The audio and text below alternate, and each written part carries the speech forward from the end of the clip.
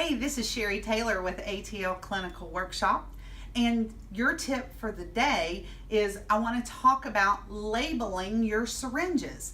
This is something new, and for the 22nd edition, you are now required to label your medication syringes, even at the medication lab simulation.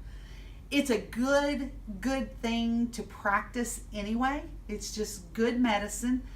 If your syringe is not pre-labeled, you need to label it so you know what the heck you're giving. What if you're giving more than one injection or more than one push? You need to make sure that you're giving it in the proper order or that you're giving the right amount. So we always want to label our syringes. The question is, what do you actually put on the label? And is it a label or is it a piece of tape? Quit overthinking. You're going to hear me say this a lot. You can label it with whatever the heck's available for you. It could be a piece of tape. It could be an actual label. It might be a pre-printed label. As long as you've got the correct information on the label, it doesn't matter. As long as that syringe, when you're going down the hallway or you're getting ready to administer, it has a label on it.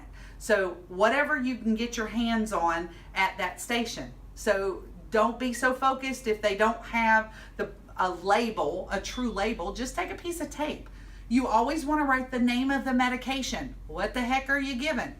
And then if I'm looking at a 3 ml syringe and you've got 2 mLs in there, well, I need to know what that 2 mLs is.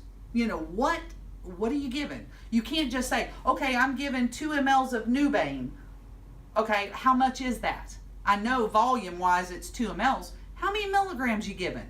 So you could write 2 mLs equals so many milligrams if you want to do that. Okay, you need to make sure that you're specific about, hey, here's the amount I'm giving and this is equivalent to the milligrams. All right, so I would suggest you put the name of the medication, how many mils you're giving in the syringe, and what's that equivalent to with your milligrams. And then you're good to go. You don't have to put your initials, date, and time. You just need to have the medication information on that syringe. So there's your tip to speed up your IM, your sub-Q, your push. Make sure you label because you will fail if you don't. All right? Check out our website, www.atlclinicalworkshop.com.